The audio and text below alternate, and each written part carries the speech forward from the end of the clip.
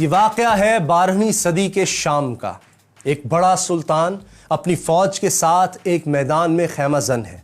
اس کے خیمے کے باہر ایک کم عمر لڑکی کھڑی ہے جو خیمے میں داخل تو ہونا چاہتی ہے، لیکن خوف سے اس کا جسم لرز رہا ہے۔ آخر اس نے ہمت کر کے خیمے کا پردہ اٹھایا اور ڈرتے کانپتے ہوئے اندر داخل ہوئی۔ اس کے سامنے وقت کا سلطان بیٹھا تھا۔ سلطان نے لڑکی کو دیکھا اور پوچھا، تمہاری آمد کا مقصد کیا ہے؟ لڑکی نے ڈرتے ڈرتے کہا، میں آپ سے اعزاز مانگنے آئی ہوں۔ اعزاز اس شہر کا نام ہے جسے سلطان نے 38 دن کی لڑائی اور ہزاروں جانوں کی قربانی کے بعد فتح کیا تھا، حتیٰ کہ اس شہر کے لیے سلطان نے اپنی زندگی بھی خطرے میں ڈال دی تھی۔ پھر بھی وہ اس لڑکی کو انکار نہیں کر سکا۔ اس نے کہا، اگر تم اعزاز مانگتی ہو تو یہ علاقہ تمہارا ہوا، یہ کہا اور اس لڑکی کو بہت سی دولت دے کر اپنے خیمے سے رخصت کر دیا۔ سلطان جانتا تھا کہ اس لڑکی کو اس کے دشمنوں نے بھیجا ہے، پھر بھی اس نے لڑکی کی بات مان لی، کیونکہ یہ لڑکی سلطان کے محسن نور الدین زنگی رحمۃ اللہ علیہ کی بیٹی تھی۔ وہی نور الدین زنگی رحمۃ اللہ علیہ جنہوں نے خواب میں نبی پاک صلی اللہ علیہ وآلہ وسلم کا دیدار کیا تھا اور آپ صلی اللہ علیہ وآلہ وسلم کی قبر مبارک تک سرنگ لگانے کی ناپاک جسارت کرنے والے 2 یہودیوں کو قتل کر دیا تھا۔ اور نور الدین زنگی رحمۃ اللہ علیہ کی بیٹی جس سلطان سے اعزاز شہر مانگنے آئی تھی، وہ بھی کوئی معمولی انسان نہیں تھا۔ اس کا نام تھا صلاح الدین یوسف، جسے دنیا سلطان صلاح الدین ایوبی رحمۃ اللہ علیہ کے نام سے جانتی ہے۔ میں ہوں محمد اسامہ غازی اور دیکھو سنو جانو کی وہ کون تھا سیریز میں ہم آج آپ کو تاریخ کے اسی ناقابل فراموش کردار سلطان صلاح الدین ایوبی رحمۃ اللہ علیہ کی بایوگرافی دکھا رہے ہیں۔ لیکن ہاں، اگر آپ نے ابھی تک ہمارے چینل کو سبسکرائب نہیں کیا تو ضرور کیجئے، تاکہ آپ تاریخی شخصیات کی مستند بایوگرافیز دیکھ، سن اور جان سکیں۔ سلطان ایوبی رحمۃ اللہ علیہ نے جس طرح اعزاز شہر ایک لڑکی کے حوالے کر دیا تھا، انہیں اپنی سلطنت اس طرح پلیٹ میں رکھ کر نہیں ملی تھی، بلکہ اس کے لیے ہر قدم پر جنگ و جدل کا سامنا کرنا پڑا تھا۔ صلاح الدین ایوبی رحمۃ اللہ علیہ پیدائشی حکمران نہیں تھے، بلکہ ان کے چچا شیرکو نور الدین زنگی رحمۃ اللہ علیہ کے کمانڈر تھے۔ اس حیثیت میں وہ اپنے بھتیجے کو بھی ہر جنگ میں اپنے ساتھ لے جاتے تھے۔ اس دور میں اسلامی سلطنت کئی حصوں میں تقسیم ہو چکی تھی۔ عباسی سلطنت صرف بغداد تک محدود رہ گئی تھی۔ عراق اور شام کے زیادہ تر علاقے خود مختار حکمرانوں کے کنٹرول میں تھے، جو ہر وقت آپس میں لڑتے رہتے تھے، جبکہ مصر پر فاطمی خاندان کی حکومت تھی۔ بیت المقدس سمیت فلسطین کے کئی علاقوں پر صلیبیوں کا کنٹرول تھا۔ ان حالات میں نور الدین زنگی رحمۃ اللہ علیہ نے شام کے بیشتر علاقوں پر قبضہ کر لیا۔ پھر انہوں نے مصر کی مدد کے لیے فوج بھیجی تو صلاح الدین ایوبی بھی اس فوج میں شامل ہو کر مصر چلے گئے۔ اس زمانے میں مصر کی حالت یہ تھی کہ کرپشن کی وجہ سے فاطمی سلطنت بہت کمزور ہو چکی تھی۔ اختیارات خلیفہ سے زیادہ وزیروں کے کنٹرول میں تھے۔ ان حالات میں صلاح الدین ایوبی رحمۃ اللہ علیہ، جو کہ اب اپنے چچا شیرکو کی وفات کے بعد فوج کے کمانڈر بن چکے تھے، انہوں نے فاطمی خلیفہ کو حکومت سے ہٹا دیا۔ وہ خود نور الدین زنگی رحمۃ اللہ علیہ کے گورنر کی حیثیت میں مصر پر حکومت کرنے لگے۔ مصریوں نے کبھی اتنا رحم دل اور سخی حکمران نہیں دیکھا تھا۔ صلاح الدین نے مصر کا گورنر بنتے ہی قاہرہ کا سارا خزانہ غریب عوام میں تقسیم کر دیا اور اپنے لیے پھوٹی کوڑی بھی نہیں رکھی۔ صلاح الدین ایوبی رحمۃ اللہ علیہ شاید مصر کے گورنر کی حیثیت سے ہی زندگی گزار دیتے، لیکن نور الدین زنگی رحمۃ اللہ علیہ کے انتقال نے ان کی زندگی میں ایک انقلاب برپا کر دیا۔ نور الدین زنگی کا بیٹا الصالح کم عمر تھا۔ سازشی درباریوں نے زنگی خاندان کی سلطنت آپس میں تقسیم کر لی۔ جب صلاح الدین ایوبی نے یہ صورتحال دیکھی تو انہوں نے مصر کو ایک الگ سلطنت میں تبدیل کر دیا اور خود اس کے سلطان بن گئے۔ پھر انہوں نے نور الدین زنگی کے سازشی امراء کو سبق سکھانے کا فیصلہ کیا اور شام پر حملہ کر دیا۔ ان کی خواہش تو تھی کہ نور الدین زنگی رحمۃ اللہ علیہ کا بیٹا ان کا ساتھ دے، لیکن ظاہر ہے وہ سازشی امراء کے ہاتھوں میں کھیل رہا تھا، اس لیے صلاح الدین ایوبی کی اس سے نہ بن سکی۔ ایوبی رحمۃ اللہ علیہ نے جلد ہی دمشق فتح کر لیا اور مصر سے لے کر شام تک ایک بڑے علاقے کے حاکم بن گئے۔ سلطان ایوبی رحم دل، سخی اور بہادر تو تھے ہی، لیکن ان کی سب سے بڑی خوبی یہ تھی کہ ان کا دل بہت بڑا تھا۔ وہ اپنے دشمن کی خوبیوں کی بھی تعریف کرتے تھے اور موقع ملتا تو پرانی دشمنیاں بھلا کر اپنے بدترین دشمنوں کو بھی دوست بنا لیتے تھے۔ اور سلطان کا ایک ایسا ہی دشمن تھا جو ان کے خون کا پیاسا تھا، لیکن سلطان کی مہربانی سے وہی دشمن ان کا سب سے بڑا دوست ثابت ہوا۔ یہ شخص فرقہ باطنیہ کا لیڈر شیخ سنان تھا، جو شام کے قلعہ مسیاف کا حکمران تھا۔ یہ فرقہ عام انسانوں کو ٹریننگ دے کر زبردست قاتل بنا دیتا تھا۔ یہ قاتل فدائی کہلاتے تھے۔ فدائی حشیش کا عام استعمال کرتے تھے، اس لیے انہیں حشیشن بھی کہا جاتا تھا۔ بعد میں حشیشن کا لفظ انگلش میں اسیسن بن گیا، جس کا مطلب ہے خونی قاتل۔ یہ حشیشن یا فدائی اتنے خطرناک تھے کہ ان کے خوف سے اسلامی دنیا کے بڑے بڑے حکمران کانپتے تھے۔ اور پھر ایک دن ان فدائیوں کو سلطان صلاح الدین ایوبی کے قتل کا حکم مل گیا۔ وجہ یہ تھی کہ نور الدین زنگی رحمۃ اللہ علیہ کے سابق امراء سمجھ چکے تھے کہ وہ سلطان کو میدان جنگ میں نہیں ہرا سکتے، اس لیے وہ سازشوں پر اتر آئے۔ انہوں نے شیخ سنان کو مال و دولت کا لالچ دے کر اس بات پر راضی کیا کہ وہ اپنے فدائین کے ذریعے سلطان کو قتل کرا دے۔ شیخ سنان مان گیا اور فدائی سلطان کے قتل کے لیے چل پڑے۔ پھر ایک خونی کھیل شروع ہو گیا۔ پہلے قاتلوں کا ایک گروپ آیا جو ناکام رہا اور مارا گیا۔ پھر ایک قاتل سلطان کے خیمے میں داخل ہوا اور ان کے سر پر چھری سے حملہ کر دیا۔ سلطان کے سر پر پگڑی تھی، لیکن پگڑی کے نیچے لوہے کا خود یا ہیلمٹ بھی تھا۔ چھری کا وار ناکام رہا۔ سلطان کے محافظوں نے فدائی کو قتل کر دیا، لیکن وہ فدائی قتل ہوا تو ایک اور آ گیا، وہ مارا گیا۔ پھر تیسرا آیا، وہ بھی مارا گیا۔ لیکن سلطان سمجھ گئے تھے کہ جب تک شیخ سنان کا خاتمہ نہیں ہوگا، ان کی زندگی پر یہ تلوار لٹکتی رہے گی۔ چنانچہ وہ ایک بڑی فوج لے کر نکلے اور مسیاف کا محاصرہ کر لیا، جہاں شیخ سنان موجود تھا۔ لیکن شیخ سنان کو اس حملے کی کوئی پرواہ نہیں تھی۔ پھر ایک رات ایک عجیب واقعہ ہوا جس نے سارے معاملے کا رخ ہی بدل دیا۔ ہوا یوں کہ سلطان اپنے خیمے میں سو رہے تھے کہ اچانک ان کی آنکھ کھل گئی۔ انہوں نے دیکھا خیمے کے چراغ بجھ چکے تھے اور خیمے میں کوئی اور بھی موجود تھا۔ سلطان نے محافظوں کو آواز دی، وہ دوڑتے ہوئے آئے اور جب چراغ دوبارہ جلائے گئے تو سب نے ایک حیرت انگیز منظر دیکھا۔ سلطان کے بستر کے قریب ایک خنجر پڑا تھا، اس کے ساتھ ایک کاغذ تھا جس پر لکھا تھا، بادشاہ سلامت، آپ ہمارے رحم و کرم پر ہیں، ذرا ہوش میں آئیے۔ سلطان بہت حیران ہوئے۔ ان کے حکم پر محافظوں نے خیمے کے گرد جائزہ لیا تو ایک شخص کے قدموں کے نشانات کچھ دور تک دکھائی دیے، لیکن کوئی پکڑا نہیں جا سکا۔ سلطان اپنے دشمنوں کی دیدہ دلیری اور حیرت انگیز جنگی صلاحیتوں سے بہت متاثر ہوئے۔ انہوں نے شیخ سنان کو دوست بنا لیا اور ایسا پکا دوست بنایا کہ وہی شخص جو سلطان کے خون کا پیاسا تھا، وہ سلطان کے ساتھ مل کر انہی کے دشمنوں سے لڑتا رہا۔ تاہم بعض مورخین یہ بھی کہتے ہیں کہ اس رات سلطان کے خیمے میں کوئی نہیں آیا تھا۔ یہ واقعہ بالکل جھوٹ ہے۔ وہ یہ بھی کہتے ہیں کہ سلطان کے سخت محاصرے سے خوف زدہ ہو کر شیخ سنان نے خود رحم کی درخواست کی تھی۔ قصہ کچھ بھی ہو، بہرحال سلطان نے اپنے بدترین دشمن کو بھی اپنا اتحادی بنا کر اعلیٰ ظرفی اور سیاسی بصیرت کا ثبوت دیا۔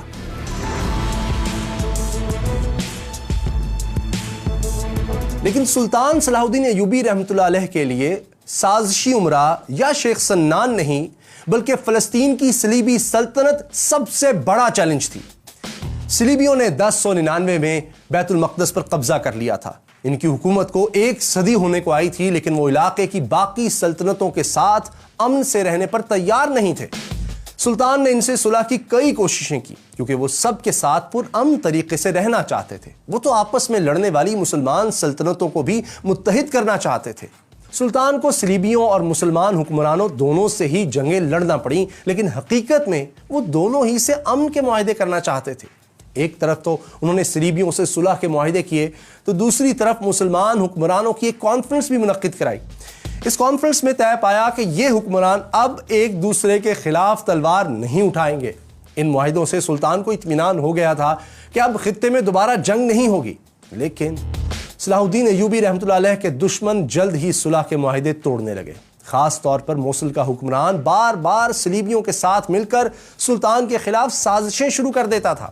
سلطان نے موصل کے حکمران کو سازشوں کی سخت سزا دی اور شہر کا محاصرہ کر لیا۔ آخر موصل کے حکمران نے بھی سلطان سے ایک معاہدے کے تحت امن قائم کر لیا۔ تاہم صلیبی اپنی طاقت کے زوم میں سلطان کے ساتھ مستقل صلح نہیں چاہتے تھے۔ چنانچہ 1177 میں سلطان نے فوج جمع کی اور مصر سے نکل کر فلسطین پر حملہ کر دیا۔ شروع میں انہیں بہت کامیابی ملی اور انہوں نے کئی قلعے فتح بھی کر لیے، لیکن ان قلعوں کی حفاظت کے لیے کافی فوج پیچھے چھوڑنا پڑی۔ چنانچہ جب وہ فلسطینی شہر رم اللہ کے قریب پہنچے تو ان کی فوج آدھی بھی نہیں رہی تھی۔ صلیبیوں نے اس صورتحال کا فائدہ اٹھایا اور 25 نومبر 1177 کو صلاح الدین ایوبی رحمۃ اللہ علیہ پر اچانک حملہ کر کے انہیں پیچھے ہٹنے پر مجبور کر دیا۔ یہ پہلا موقع تھا کہ سلطان صلاح الدین ایوبی رحمۃ اللہ علیہ کو میدان جنگ میں ناکامی ہوئی تھی، لیکن اصل سلطان وہی ہوتا ہے جو ناکامی سے بھی سبق سیکھے۔ اس جنگ کے بارے میں سلطان نے خود دمشق میں اپنے بھائی توران شاہ کو خط لکھا۔ سلطان نے لکھا، ہم بڑی مشکل سے جان بچا کر آئے ہیں، خدا کو ہم سے کوئی بہتر کام لینا تھا جو بچا لیا۔ سلطان کو اپنی شکست کا حساب برابر کرنے کا موقع جلد ہی مل گیا۔ ہوا یوں کہ رم اللہ میں کامیابی حاصل کر کے صلیبی یہ سمجھنے لگے کہ سلطان اب اپنی سلطنت کا دفاع نہیں کر سکتے، اس لیے بیت المقدس کے صلیبی حکمران بالڈون IV نے دمشق پر چڑھائی کر دی۔ لیکن وہ غلطی پر تھا، کیونکہ سلطان صلاح الدین ایوبی رحمۃ اللہ علیہ کی طاقت میں کوئی کمی نہیں آئی تھی، انہیں صرف وقتی طور پر کم تعداد کی وجہ سے پیچھے ہٹنا پڑا تھا۔ لیکن بالڈون کے حملے کے جواب میں اب وہ اپنی پوری فوج جمع کر چکے تھے۔ 10 جون 1179 کو جب دونوں فوجیں آمنے سامنے آئیں تو صلاح الدین ایوبی نے اپنے فوجیوں کے سامنے ایک زبردست تقریر کی۔ انہوں نے کہا، مسلمان ذلت کی زندگی پر موت کو ترجیح دیتا ہے، آگے بڑھو اور دشمن کو بتا دو کہ مسلمان پیٹھ پر نہیں سینے پر زخم کھاتا ہے۔ چنانچہ جب جنگ ہوئی تو سلطان کے وفاداروں نے بالڈون کی فوج کو زبردست شکست دی۔ شکست خوردہ بالڈون نے صلح کی درخواست کی۔ سلطان چاہتے تو دشمن کی شکست اور کمزوری کا فائدہ اٹھا کر فلسطین کو اسی وقت دشمن سے چھین سکتے تھے۔ وہ یہ بھی جانتے تھے کہ دشمن صلح کے معاہدے توڑ بھی سکتا ہے، لیکن پھر بھی انہوں نے رحم سے کام لیا اور ایک بار پھر اپنے بدترین دشمنوں سے صلح کر لی۔ لیکن یہ صلح ماضی کے معاہدوں سے مختلف تھی، کیونکہ یہ صلح آخری صلح تھی۔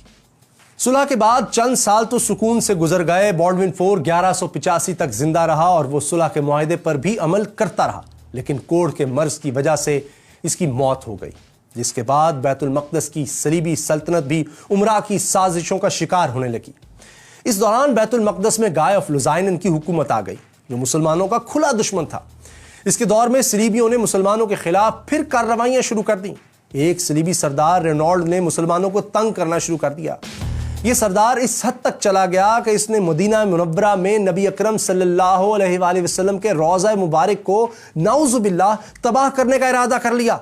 اس نے صرف ارادہ ہی نہیں کیا، بلکہ اس نے اپنے بحری جہازوں کے ذریعے عرب ساحلی علاقوں پر حملے بھی کرائے۔ لیکن سلطان کے بحری جنگی جہازوں نے رینالڈ کے بحری بیڑے کو تباہ کر کے یہ ناپاک منصوبہ ناکام بنا دیا۔ لیکن رینالڈ اپنی حرکتوں سے باز نہیں آیا۔ اس نے مصر اور شام کے درمیان سفر کرنے والے مسلمانوں کے قافلوں کو لوٹنا شروع کر دیا۔ صرف تجارتی قافلوں کو ہی نہیں بلکہ حاجیوں کے قافلوں کو بھی لوٹا گیا۔ رینالڈ نے ایک ایسے قافلے پر بھی حملہ کر دیا جس میں سلطان کی بہن بھی شامل تھی۔ قافلے کو تو لوٹ لیا گیا، لیکن سلطان کی بہن کسی نہ کسی طرح دشمن سے بچ کر سلطان کے خیمے میں پہنچی اور قافلے پر بیتنے والے ظلم کا حال بیان کیا۔ قافلے پر ظلم کا حال سن کر اور اپنی بہن کی بے عزتی پر غیرت مند بھائی کا خون کھول اٹھا۔ سلطان نے قسم کھائی کہ وہ رینالڈ کو اپنے ہاتھوں سے قتل کریں گے۔ بہرحال اب سلطان نے اپنے تمام اتحادیوں اور گورنروں کو خط لکھے اور انہیں کہا کہ وہ فوج لے کر سلطان کی مدد کو پہنچیں، کیونکہ اب صلیبیوں کے خلاف فیصلہ کن جنگ کا وقت آ گیا ہے۔ چنانچہ مصر اور شام سمیت کئی مسلمان ممالک سے بڑی تعداد میں فوجیں دمشق پہنچنے لگیں، جسے سلطان نے اس وقت اپنا ہیڈ کوارٹر بنا رکھا تھا۔ سلطان نے فوج جمع کی اور صلیبیوں کے زیر کنٹرول شہر تبریا یا ٹائبرس کا محاصرہ کر لیا۔ جواب میں رینالڈ نے بھی جنگ کی تیاریاں شروع کر دیں۔ وہ گائے آف لوزائنن کا گہرا دوست بھی تھا، اس لیے گائے بھی اپنی فوج کے ساتھ میدان میں آ گیا۔ اس نے سلطان ایوبی سے صلح کا معاہدہ بھی توڑ دیا۔ کہا جاتا ہے کہ بیت المقدس پر صلیبی قبضے کے بعد سے صلیبیوں نے اتنی بڑی فوج جمع نہیں کی تھی جو سلطان ایوبی رحمۃ اللہ علیہ کے مقابلے پر آئی۔ رینالڈ اور گائے کی متحدہ فوج نے سلطان کی طرف پیش قدمی شروع کی۔ سلطان نے صلیبیوں کو فیصلہ کن شکست دینے کے لیے حتین کا علاقہ چن لیا۔ اس علاقے میں پانی کے چند ایک ہی چشمے تھے اور زیادہ تر علاقہ بنجر اور ویران تھا۔ سلطان کی فوج پانی کے چشموں کے پاس ٹھہر گئی، جبکہ صلیبی فوج کو سلطان تک پہنچنے کے لیے 20 کلومیٹر کے ایک ایسے علاقے سے بھی گزرنا تھا جہاں پانی ہی نہیں تھا۔ کچھ صلیبی کمانڈر یہ کہہ رہے تھے کہ آگے بڑھنے میں خطرہ ہے کیونکہ انہیں فوج کے لیے پانی نہیں ملے گا، لیکن گائے نے ان کی بات نہ مانی کیونکہ اسے اعتماد تھا کہ جنگ میں اسے کوئی نہیں ہرا سکتا۔ اس یقین کی وجہ تھی صلیب اعظم یا ٹرو کراس۔ جی ہاں، صلیبیوں کے پاس ایک بہت بڑی صلیب تھی جس میں لکڑی کا ایک ٹکڑا نمایاں تھا۔ صلیبیوں کا عقیدہ تھا کہ یہ ٹکڑا اسی اصل صلیب کا ہے جس پر حضرت عیسیٰ علیہ السلام کو رومیوں نے مصلوب کیا تھا۔ صلیبی فوج صلیب اعظم کو 20 بار میدان جنگ میں لے کر گئی تھی اور ہر بار فتح حاصل کی تھی۔ گائے اور اس کے ساتھی سمجھتے تھے کہ صلیب اعظم کی موجودگی میں یہ جنگ بھی وہی جیتیں گے، اس لیے انہوں نے راستے کی ساری مشکلات کو نظر انداز کر دیا، لیکن یہ ان کی سب سے بڑی بھول تھی۔ یہ فوج جیسے جیسے آگے بڑھتی گئی، گرمی اور پیاس کی شدت سے بے حال ہوتی گئی۔ چنانچہ جب یہ فوج سلطانی لشکر کے سامنے پہنچی تو تھکن اور پیاس سے نڈھال ہو چکی تھی۔ جب رات ہوئی تو سلطانی فوجیوں نے صلیبیوں کے کیمپ میں گھس کر گھوڑوں کی گھاس کے گٹھوں کو آگ لگا دی۔ صلیبیوں کے پاس آگ بجھانے کے لیے پانی ہی نہیں تھا، جبکہ آگ کی تپش سے ان کی پیاس اور بھڑک اٹھی۔ آگ اور دھوئیں کی وجہ سے وہ لوگ رات بھر سو بھی نہیں سکے۔ اگلے دن 4 جولائی 1187 کو سلطان نے صلیبی فوج پر حملہ کیا۔ مسلمانوں نے زہریلے تیروں کی بارش کر کے سینکڑوں صلیبی گھڑ سوار ہلاک کر دیے۔ پھر فوجی دستے آگے بڑھے اور دشمنوں پر ٹوٹ پڑے۔ صلیبی فوج کے زیادہ تر سپاہی بغیر لڑائی کے ہی میدان جنگ سے فرار ہو گئے۔ جو باقی بچے ان میں مقابلے کی طاقت ہی نہیں تھی، اس لیے وہ آسانی سے مارے گئے یا پکڑے گئے۔ صلیب اعظم بھی مسلمانوں کے قبضے میں چلی گئی۔ رینالڈ اور گائے دونوں جنگی قیدی بنے۔ صلیبی لشکر کے سپاہی پیاس سے ہانپ رہے تھے۔ سلطان نے انہیں پانی پلانے کا حکم دیا۔ گائے کو تو ٹھنڈا عرق گلاب پلایا، لیکن رینالڈ کو بدعہدی کی بھرپور سزا دی۔ سلطان نے اپنے ہاتھوں سے اس کا سر قلم کر دیا۔ یہ دیکھ کر گائے ڈر گیا کہ اب اس کی باری ہے، لیکن سلطان نے اسے اطمینان دلاتے ہوئے کہا، بادشاہ بادشاہوں کو قتل نہیں کیا کرتے۔ اب سلطان بیت المقدس کی طرف بڑھے۔ شہر کا حکمران تو پہلے ہی ان کی قید میں تھا۔ انہیں امید تھی کہ شہر آسانی سے فتح ہو جائے گا، لیکن صلیبیوں نے سلطانی فوج کا 1 ہفتے سے زیادہ عرصے تک ڈٹ کر مقابلہ کیا اور دونوں طرف سے بھاری جانی نقصان ہوا۔ سلطانی لشکر نے آگ کے گولوں کی بارش کر کے دیواروں میں شگاف پیدا کر دیے۔ صلیبی لشکر کو خوف ہوا کہ اگر مسلمان شہر پر قابض ہو گئے تو کہیں ان کے بیوی بچوں کو غلام ہی نہ بنا لیں۔ چنانچہ انہوں نے لڑائی کا ارادہ چھوڑ کر سلطان کے رحم کو پکارا اور سلطان نے بھی اس پکار کا جواب رحم دلی سے ہی دیا۔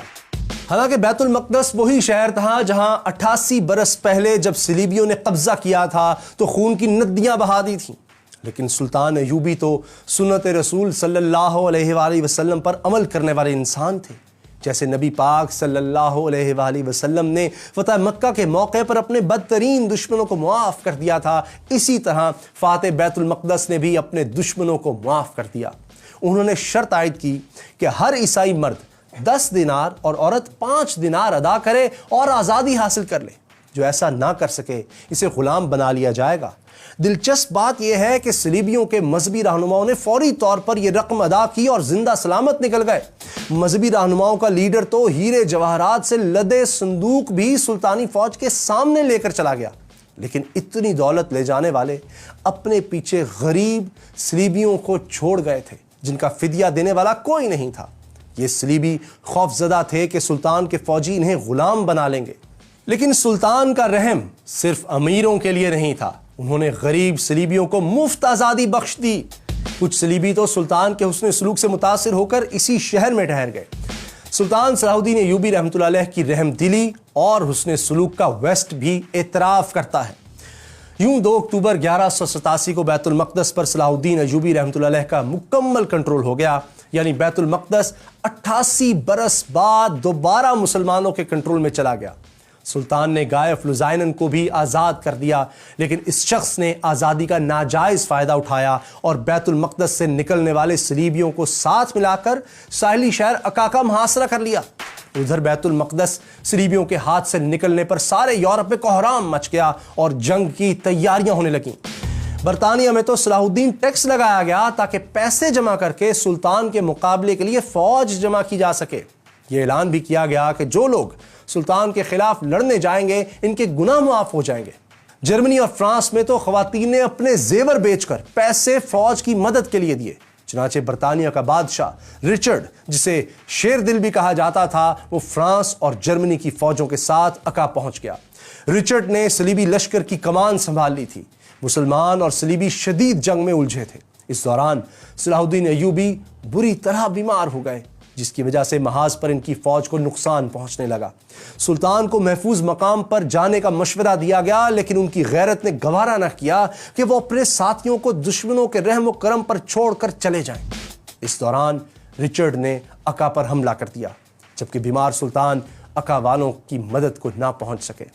عکا شہر میں موجود مسلمانوں نے ہتھیار ڈال دیے۔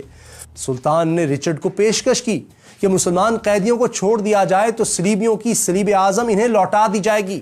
وہ رچرڈ کو قیدیوں کی رہائی کے لیے تاوان دینے پر بھی تیار تھے۔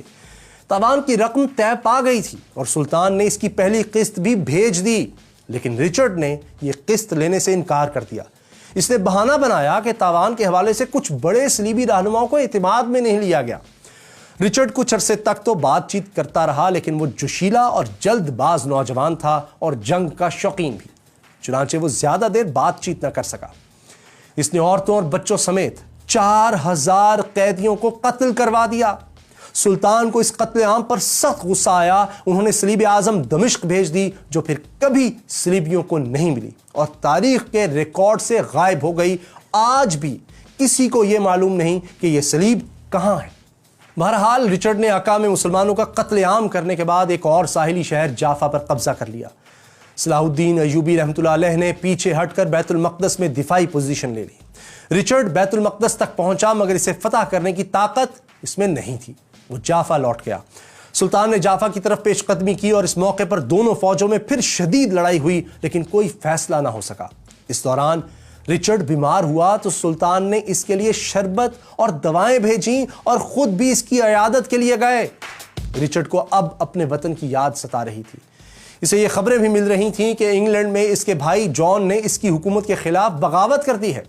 چنانچہ اس نے صلاح الدین ایوبی رحمۃ اللہ علیہ سے صلح کر لی۔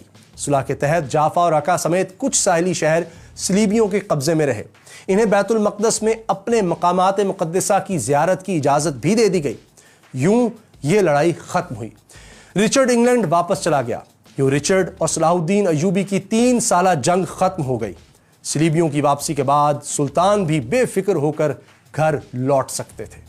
صلاح الدین ایوبی رحمۃ اللہ علیہ دمشق پہنچ گئے، لیکن ان کے دل میں ایک خلش تھی۔ سلطان کو حج کی بہت آرزو تھی، لیکن اپنی مصروفیت کی وجہ سے وہ اب تک حج نہیں کر سکے تھے۔ جب وہ دمشق واپس پہنچے تو اس سال بھی حج پر جانے کا وقت گزر چکا تھا۔ سلطان بہت روئے، اور جب حاجیوں کا ایک قافلہ واپس آیا تو سلطان اس کے استقبال کے لیے بہت دور تک گئے اور ایک ایک حاجی سے گلے مل کر روئے۔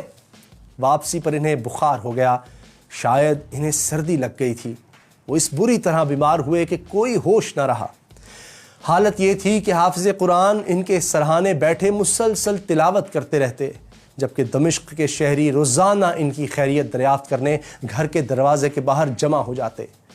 4 مارچ 1193 کی صبح سلطان نے آنکھیں کھولی، تلاوت سن کر مسکرائے، پھر ان کے لب ہلے جیسے وہ کچھ پڑھ رہے ہوں، پھر ان کی روح پرواز کر گئی۔ شہر کے لوگوں کو سلطان کی وفات کا علم ہوا تو وہ گھروں سے باہر نکل آئے اور دھاڑے مار مار کر رونے لگے۔ سلطان کو دمشق میں ہی دفن کیا گیا۔ سلطان صلاح الدین ایوبی رحمۃ اللہ علیہ نے اپنی زندگی میں ہمیشہ دشمنوں سے حسن سلوک کیا تھا اور انتہائی مجبوری کے علاوہ کبھی تلوار نہیں اٹھائی تھی، لیکن مغرب میں کچھ لوگوں نے فلسطین پر مسلمانوں کے کنٹرول کو دل سے تسلیم نہیں کیا اور اسے انا کا مسئلہ بناتے رہے۔ 1917 میں پہلی جنگ عظیم کے دوران فرانسیسی اور برطانوی فوجوں نے ترکی کی سلطنت عثمانیہ کو شکست دے کر عرب خطہ اس سے چھین لیا۔ حالانکہ پہلی جنگ عظیم کوئی مذہبی جنگ نہیں تھی، پھر بھی فرانسیسی جنرل ہنری گوراؤد دمشق میں صلاح الدین ایوبی رحمۃ اللہ علیہ کی قبر پر گیا اور اسے ٹھوکر مار کر بولا، اٹھو صلاح الدین، ہم واپس آ گئے ہیں۔ آج بھی کچھ لوگ سلطان کو ایک ایسے شخص کے روپ میں پیش کرتے ہیں جو غیر مسلموں کا دشمن اور دوسرے ملکوں کو فتح کرنے کا جنون رکھتا تھا، جبکہ حقیقت یہ ہے کہ سلطان صلاح الدین ایوبی رحمۃ اللہ علیہ نہ تو کسی کے دشمن تھے اور نہ ہی انہیں دنیا کی دولت اور فتوحات سے کوئی غرض تھی۔ وہ ان انسانوں میں سے تھے جنہوں نے دوسروں کو مشکلات سے نکالا، اور جب وہ دنیا سے گئے تو ایک بہتر دنیا چھوڑ کر گئے جس میں ہم اور آپ امن سے رہ سکیں۔